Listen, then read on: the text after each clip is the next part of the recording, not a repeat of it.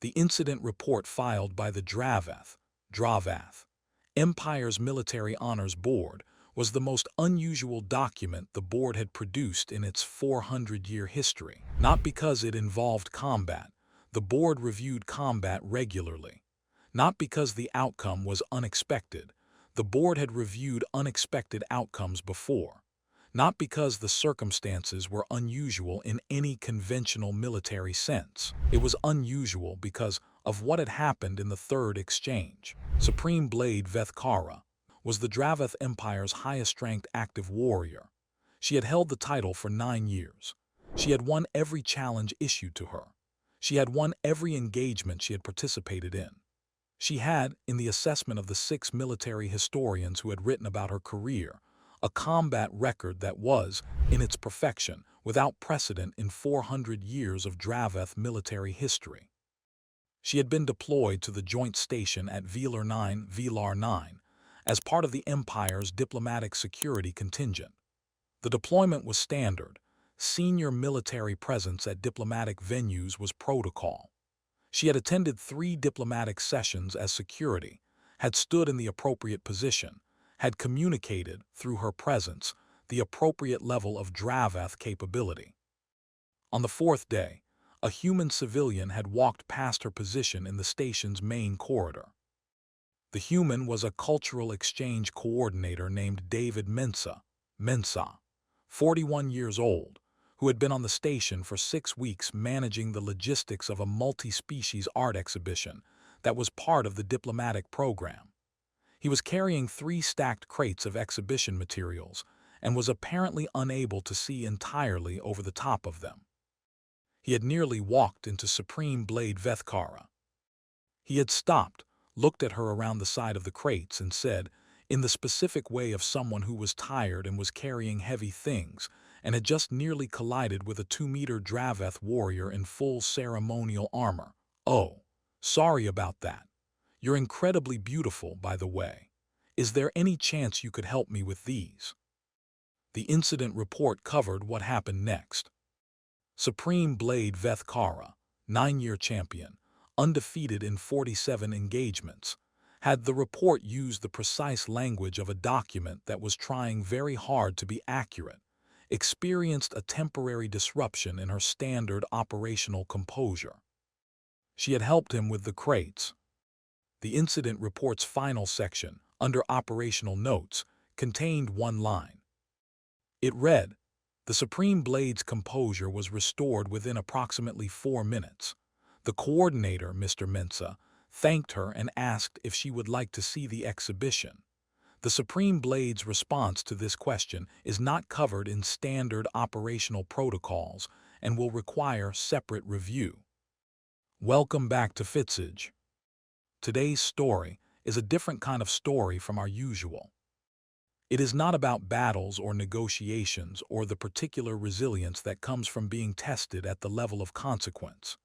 It is about something simpler and, in some ways, more surprising: the specific power of a person who says a true thing directly and without strategy, in the middle of a corridor, while carrying too many crates.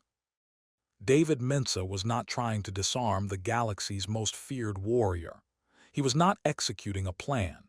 He was tired, he was carrying heavy things, and he had nearly walked into someone who was genuinely beautiful, and he had said so. That is the whole of it.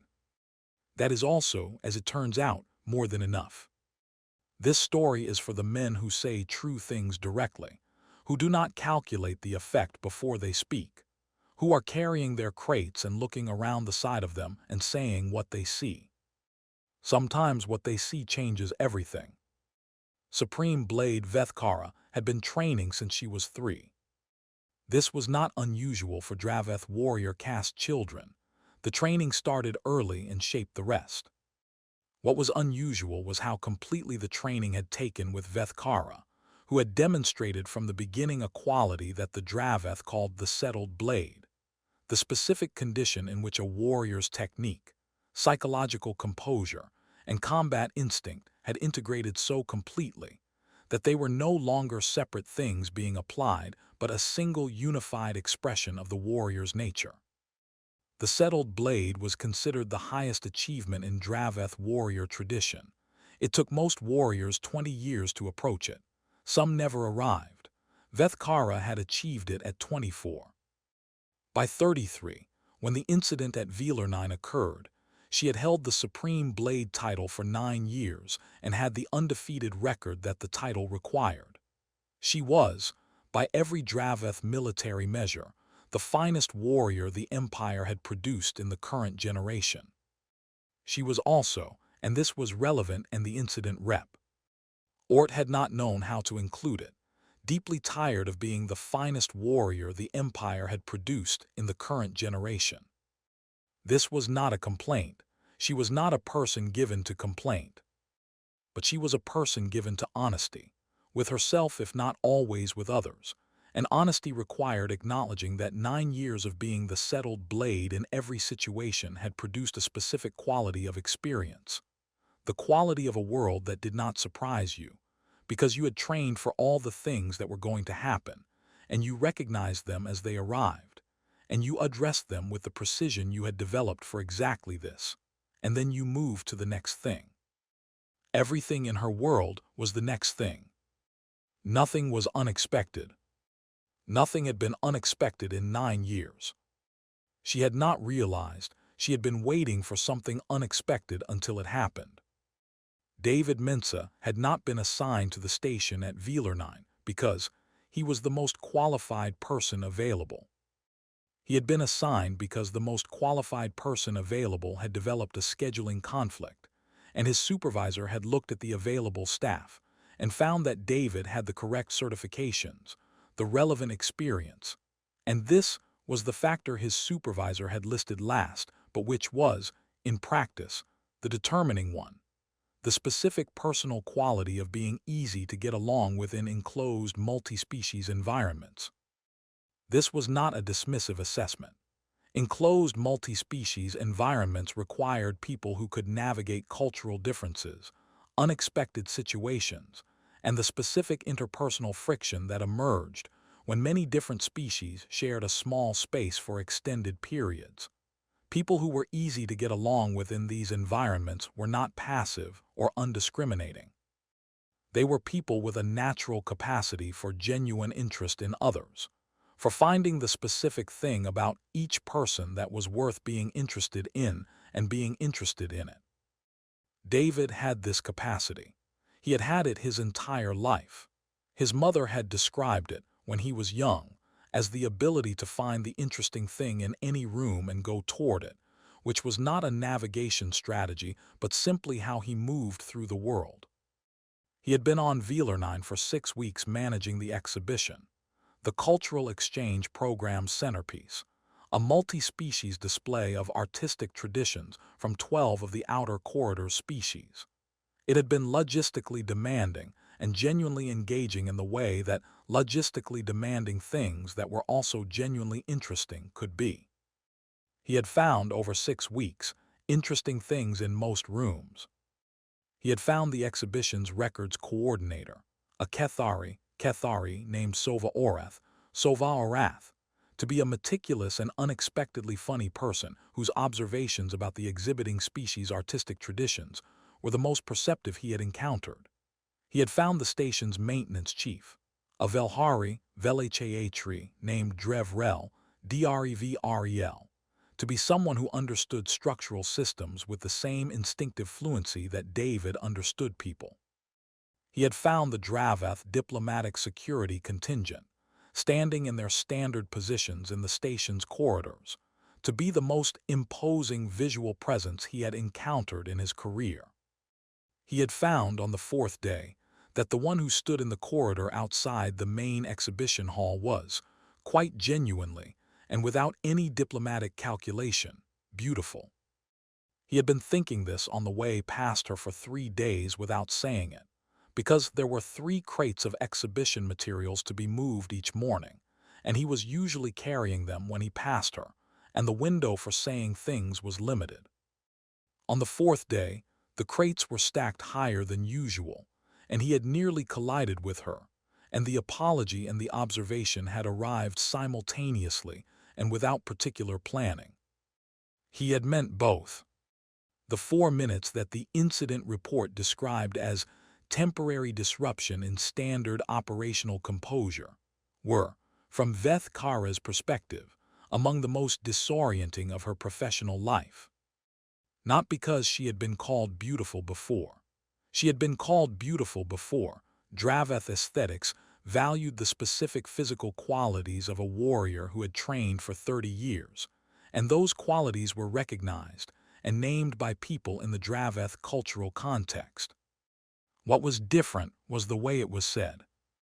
In the Draveth context, noting the aesthetic qualities of a warrior was a formal acknowledgement. It had a specific place in social interaction, a specific tone, a specific weight.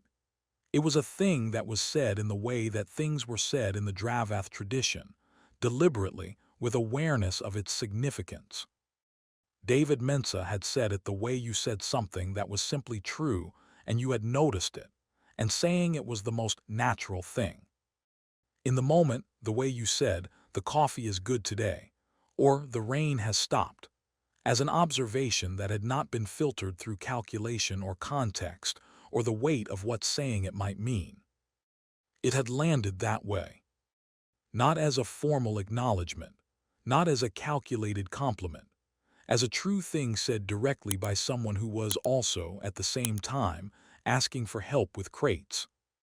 The combination, the beauty of the observation in its unself-consciousness, the practicality of the request alongside it, the complete absence of any strategic dimension, had produced in Veth Kara a response that her 30 years of training had not prepared her for.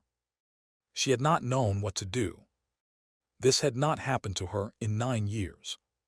She had helped with the crates because the crates needed to be helped with, and her hands had apparently decided to be useful, while the rest of her was processing the situation.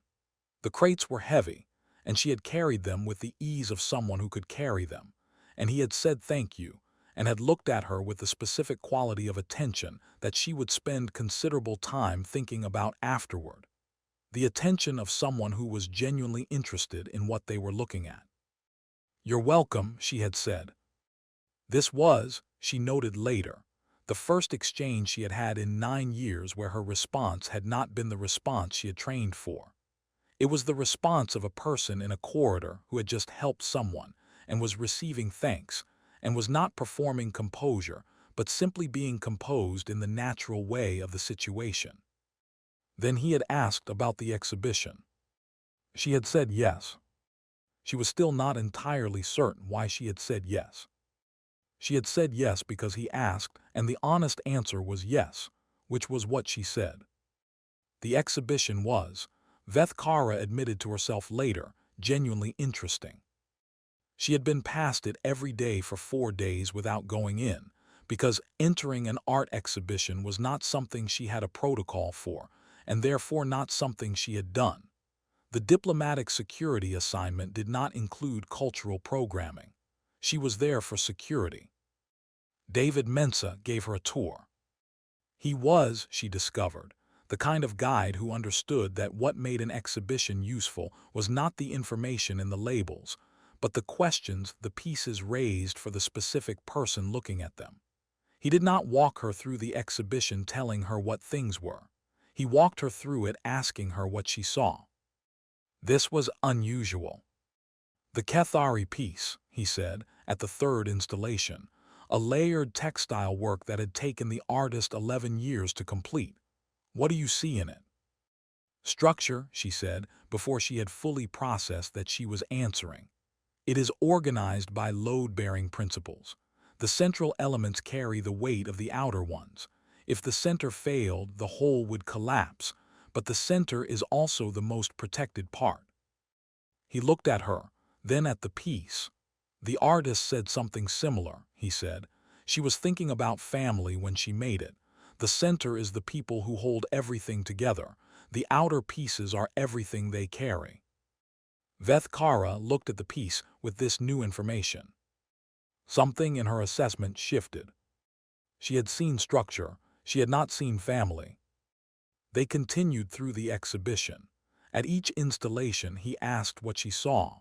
She answered honestly, directly, in the way she approached all things.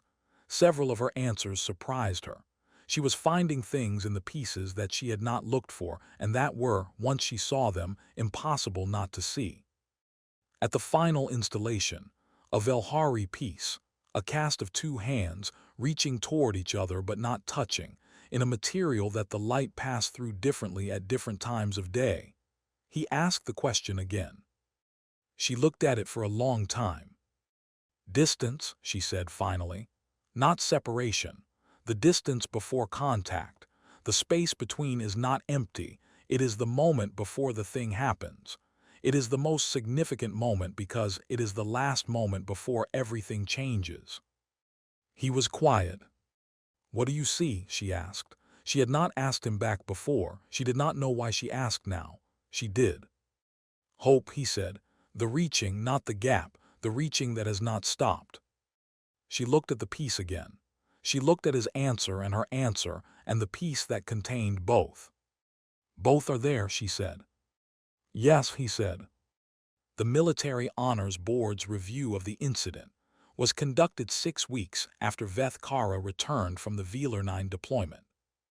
The board met because the incident report had been filed and the incident report had noted an event, the temporary disruption of the Supreme Blade's operational composure, that fell within the board's review mandate. The board was not investigating anything. It was not suggesting misconduct. It was, in the language of its charter, reviewing circumstances in which the operational performance of senior warriors has deviated from established patterns for any reason. The deviation in question had been 4 minutes. Veth Kara attended the review and answered the board's questions with the accuracy she brought to everything. The board's chair, Senior Marshal Orath Vel Orath Vel, asked her to describe the incident. She described it. She described the corridor, the crates, the near collision, the statement about beauty, the 4 minutes of disrupted composure. She described these things accurately and without omission. Senior Marshal Vel looked at the incident report. He looked at Veth Kara. He was 67 years old and had been on the board for 20 years and had reviewed many incidents. "The composure disruption," he said. "What caused it in your assessment?" "The statement was unexpected," she said. "Warriors are trained to manage unexpected events," he said. "Yes," she said. "The training addresses unexpected physical events, combat situations that differ from the anticipated, environmental variables, tactical surprises." She paused. "The training does not specifically address someone saying something true about you in a way that is entirely without calculation." The board was quiet. "Without calculation," said Vel. "He was carrying crates," said Veth Kara. "He had nearly collided with me. He said I was beautiful and asked for help with the crates in the same breath. There was no strategic dimension to it. He was simply saying what was true." "And this disrupted your composure," said Vel. "For 4 minutes," she said. "What did you do during those 4 minutes?" "I helped with the crates," she said. "After which your composure was restored." "Yes," she said. "And then he asked if I would like to see the exhibition." "And you said yes," said Vel. "Yes," she said. "Why?" She considered this. She had been considering it for 6 weeks. "Because I wanted to," she said. The board absorbed this. "Supreme Blade," said Vel, "in your assessment, does the incident represent a failure of operational readiness?" She was quiet for a moment. "My composure was disrupted for 4 minutes," she said. "During those 4 minutes I helped carry crates and then went to see an exhibition. The station was not under threat. My security function was not required during those 4 minutes. The disruption had no operational consequence." She paused. "I do not believe it was a failure of operational readiness. I believe it was an unexpected encounter with something that my training had not anticipated." "What had your training not anticipated?" asked Vel. "A person," she said, "who said something true without any intention except to say it." The board sat with this. "The exhibition," said one of the junior board members. "You went to the exhibition." "Yes," she said. "And then?" She looked at the junior board member with the expression of a person who is deciding how much to say. She decided on all of it because she said all of it when asked. "We talked for 3 hours," she said. "He asked me what I saw. I told him. He told me what he saw. We looked at the same things and found different things in them." "Is that all?" asked the junior board member. She looked at him. "No," she said. She told the board the rest of it because the board had asked, and she answered what was asked. She told them that after the exhibition they had gone to the station's public dining area, which was the kind of place where the food was functional and the tables were too close together, and the ambient noise was the ambient noise of a working station's dining area. Not a diplomatic venue, not a formal occasion, a room where people ate. She told them that David Mensa had ordered something and she had ordered something and they had eaten and talked. Not about the exhibition, or about their respective work, or about the diplomatic program, or about any of the categories that diplomatic conversations occupied. They had talked about the kind of things people talked about when they were simply talking: families, memories, the specific quality of being somewhere for a long time versus the quality of moving through places.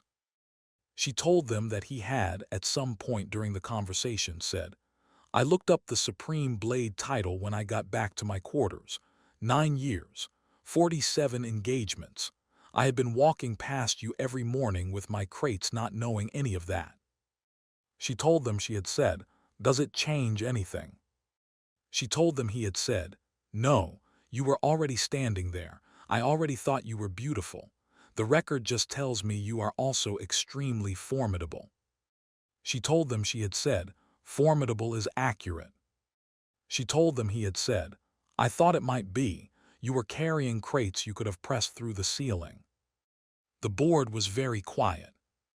"You laughed," said Senior Marshal Vell. "This was not in the incident report." H.E. was reading her face. "Yes," said Vethkara, "I did." Vell looked at her for a long moment. He had been on the board for 20 years. He had reviewed 47 incidents involving the Supreme Blade. He had never, in 20 years, seen her face do what it was doing now when she described this conversation. "Supreme Blade," he said. "The incident review is complete. The operational assessment is that the 4-minute composure disruption had no operational consequence and represents a low-priority notation in the record." He paused. "The board has no further questions." "Thank you," she said. She was standing to leave when Vell said, in a tone that was no longer the tone of the review, "The coordinator, Mensa, is the exhibition still running?" "It closes tomorrow," she said. "Then you should probably go," he said. She looked at him. "The review is complete," she said. "Yes," he said, "and the exhibition closes tomorrow. These are 2 separate facts and both are relevant." She left the review and went to the exhibition. David was there. It was the last day and he was supervising the deinstallation, which meant he was managing the removal of the pieces in reverse order of installation, and directing the packing with the focused efficiency of someone who had installed them and knew exactly how they needed to come apart. He saw her at the entrance. He said, "You came back." "The board finished early," she said. "How did it go?" "They noted the incident," she said. "No operational consequence." "Good," he said. "Can you help me with this last piece?" He gestured at the Velhari casting, the 2 hands reaching toward each other. "It's fragile and I don't entirely trust myself not to damage it." She crossed the room and helped him with the piece. They packed it carefully together, with the focus that fragile things required. "The distance before contact," she said, while they were working. "What?" he said. "What I saw in this piece," she said. "The first time, the distance before contact, the most significant moment."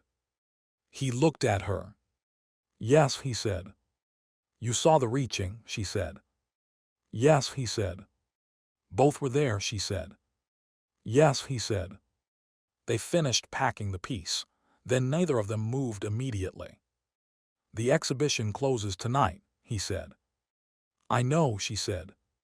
"My assignment ends in 2 days," he said. "Mine as well," she said. 2 days, he said. 2 days, she agreed. Neither of them said anything for a moment. Then he said, "Is there a protocol for this?" "For what?" she said. "For 2 days," he said. "When you have 2 days and you would like to use them." She looked at him with the expression that was entirely new, the one that had not existed before the corridor and the crates and the 4 minutes and the exhibition and the dinner and the board, and now this. "There is no protocol," she said.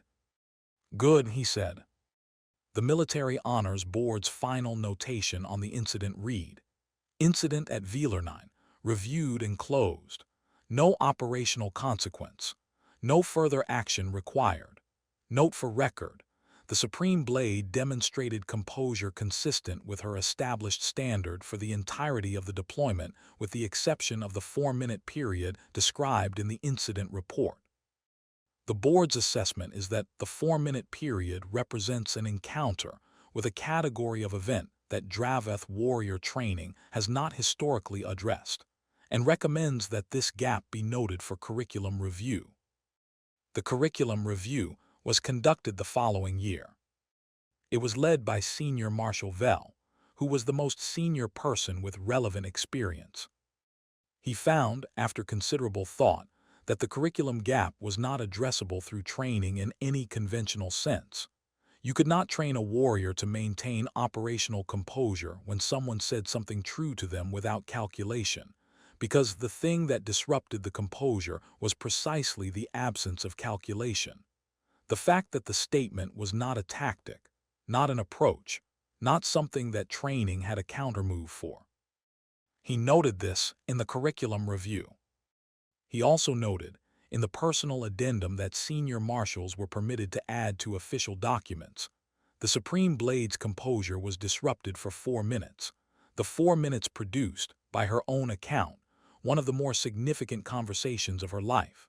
The curriculum note is that some things that disrupt composure are not threats. The correct response is not to train for resistance. The correct response is to recognize the difference. The addendum became, in the following decade, one of the more quoted sections of the board's curriculum review archive. David Mensah and Veth Kara used their 2 days. The 2 days became, through mechanisms that neither of them had anticipated when they started, but that both of them had been moving toward in the way that people move toward things that are true, more than 2 days. He returned to his Coulter Al exchange work. His assignments took him to various stations in the outer corridor. Her deployments took her to the same general region. The routes overlapped with a frequency that was not coincidental, because they both looked at their schedules and found, when it was possible, the version that overlapped. He brought crates wherever he went. She had, since Wielernein, developed the habit of being available to help carry things when the person carrying them was navigating with their vision obstructed. This was a new habit. She noted it in the private record she kept. The private record was not an operational log. It was the thing she had started keeping after Wielernein, after the board review, after the conversation with Vell. A record of the things that the operational protocols did not have categories for. The first entry read, "He said I was beautiful while carrying crates. It was the most unexpected thing that has happened in 9 years. The training was not prepared for it. I was not prepared for it. It was also completely true in both directions." The second entry read, "He sees things in exhibitions that I do not see. I see things that he does not. Together we see more than either of us alone. This is a pattern I recognize from combat. It is different in this context. Better." The third entry was written 14 months after Wielernein. It read, "He asked me to marry him this morning. He asked it the same way he said I was beautiful, directly in the middle of something else while we were having coffee, and he was looking at me the way he looks at things he finds genuinely interesting." She had paused in the writing. Then, I said yes the same way, directly, before I had assessed all the implications. Below that, the implications are good. In the Draveth Empire's military record, Supreme Blade Vethkara's career notation included, in the standard field for notable events, Velar 9 deployment, Year 9 of title, incident report filed, board review conducted, no operational consequence. Below the notation, in the field that senior warriors could use for personal annotations, the 4 minutes at Velar 9 were the most consequential 4 minutes of my career, not operationally, in every other way. In David Mensa's Cultural Exchange Program file, the Velar 9 assignment was noted as multi-species art exhibition, successfully executed, good relationships established with station staff and diplomatic contingent, recommended for future similar assignments. In his personal log, which was not part of any official file, the entry for the 4th day of the Velar 9 assignment read, nearly walked into the Supreme Blade with the crates again. She was there. I said what I thought. She helped with the crates. I asked if she wanted to see the exhibition. She said yes. He had added one more line below it, written later. I have been in a lot of rooms and found a lot of interesting things. I have not found anything as interesting as what I found in that corridor. And that is the story of 4 minutes, 47 engagements, 1 exhibition, and a corridor on a station where a man carrying too many crates said what he saw. Here is what I want to leave with you today. Vethkara's training had prepared her for everything. 30 years of training. Every physical challenge, every tactical surprise, every psychological pressure. She was the settled blade, the state in which everything had been integrated, in which nothing was unexpected, in which the response to every situation had been developed and refined and was ready. And then David Mensa said something true without calculation, and she did not know what to do. Not because it was an attack, because it was the opposite of an attack, because her training was built on the assumption that what came at her was a problem to be solved, and this was not a problem. It was a gift, and she had not trained for receiving gifts. The men this channel is built for know what it means to say true things without calculation, to look at something genuinely and say what you see, without first running it through the filter of what the effect will be and whether the timing is right and whether the strategic dimension has been considered. To say, you are beautiful, and also can you help with these crates, in the same breath. This is not naivety. It is not carelessness. It is the specific courage of a person who is in the actual situation, and saying what the situation actually contains, without the layer of management that keeps the true thing at a safe distance. She did not know what to do with it for 4 minutes. Then she helped with the crates. Then she went to see the exhibition. Then 14 months later, she said yes. The true thing said directly, without calculation, is not a strategy. It is not a technique. It is the presence of a person who is actually where they are and saying what they see. Sometimes that is the most powerful thing in the room. Sometimes it disrupts 9 years of operational composure in 4 minutes. Sometimes it changes everything. If this story landed for you today, if you recognized the corridor and the crates, or the exhibition and the question of what you see, or the 2 days that became more than 2 days, then this channel was built for you. Subscribe if you haven't. Every week we bring stories about people who say true things and what the true things build. Leave a comment. Tell me, when was the last time you said something true without calculation? When you looked at something and said what you saw without first deciding whether it was the right moment or the right way? I read every comment. I want to know. Share this with someone who carries crates and says what he sees, who does not calculate before he speaks about the things that are genuinely beautiful or genuinely true or genuinely there. Tell him. Keep saying it. Someone will put down their weapons to help you carry them. Say what is true, say it directly. Let it land where it lands. This is Fitzig. We will see you next time.